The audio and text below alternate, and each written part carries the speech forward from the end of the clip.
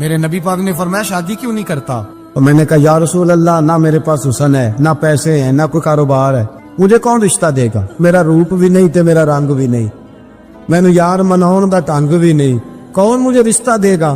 کہتے حضور خاموش ہو گئے۔ دوسرا دن آیا تو میں وضو کرانے پہنچا تو نبی پاک نے فرمایا شادی کیوں نہیں کرتا؟ کہتے میں نے کہا حضور کون رشتہ دے گا؟ وہی 3 باتیں دہرائی، نہ پیسے ہیں، نہ حسن ہے، نہ کوئی کاروبار ہے، نہ مکان ہے۔ فرمایا حضور نے تیسرے دن پھر کہا، جب دوسرا دن ہوا نا تو حضور نے کہا، حضور خاموش ہوئے میرے جواب پر۔ میں نے کہا یار کتنا بیوقوف ہوں، حضور روز پوچھتے ہیں اور میں جواب ہی نہیں دیتا۔ کہتے تیسرے دن میں نے ارادہ کیا آج نبی پاک پوچھیں گے تو میں کہوں گا حضور جیسے دل کرتا ویسے ہی کرا دیں۔ کہتے تیسرے دن میں گیا، سارا وضو کرا لیا پر نبی پاک نے پوچھا ہی نہیں۔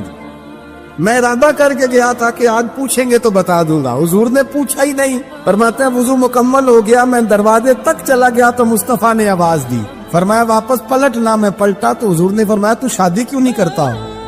کہتے ہیں میں کھل کے مسکرایا، میں نے کہا محبوب تیرے کرم پہ قربان جاؤں، کیا انداز محبت ہے، حضور مہربانی کریں کرا دیں۔ فرمایا فلاں سردار کے پاس جا، ایک وضو کراتے ہیں اور اعزاز حضور نے کتنا دیا، جا سردار کے پاس اور اسے جا کے کہہ کہ اللہ کے رسول فرماتے اپنی بیٹی کا نکاح تیرے ساتھ کر دے۔ فرماتے میں گیا، ماں باپ کو بڑی فکر ہوتی ہے بیٹیوں کی، وہ کہنے لگا میں شام کو خود نبی پاک کی بارگاہ میں آؤں گا۔ کہتے میں باہر نکلنے لگا تو وہ بچی پردے کی اوٹ سے بولی، کہنے لگی غلام ٹھہر جا، ابا جی آپ کو میری فکر ہے، اماں جی میری فکر ہے، میری فکر نہ کریں اور یہ نہ دیکھیں آیا کون ہے، یہ دیکھیں بھیجا کس نے ہے۔ آپ مجھے حوالے کریں نبی پاک کے، حضور کے حوالے کریں، اللہ رسول مجھے کبھی ضائع نہیں کریں گے۔ حضرت ربیہ کہتے ہیں حضور نے میری شادی کا بندوبست کیا۔ حضرت بریدہ اسلمی سے کہا کہ تو اس کے لیے کھجور کی گٹھلی کے برابر سونا لا۔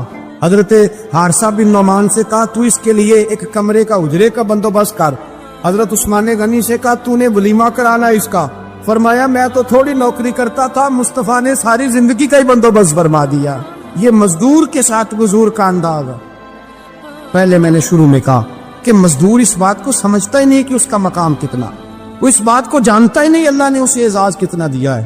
ملت کا جوان سب سے پہلے تو کبھی کسی کی جیب کی طرف نہ دیکھے، اور یہ بات یاد رکھ لیں، درجنوں بزرگوں کے ارشادات کی روشنی میں ایک موٹی بات بیان کر رہا ہوں، توجہ ہے میری بات پر؟ جس کی توجہ دوسروں کی جیب پہ ہوتی ہے وہ رسوا ہو جاتا ہے۔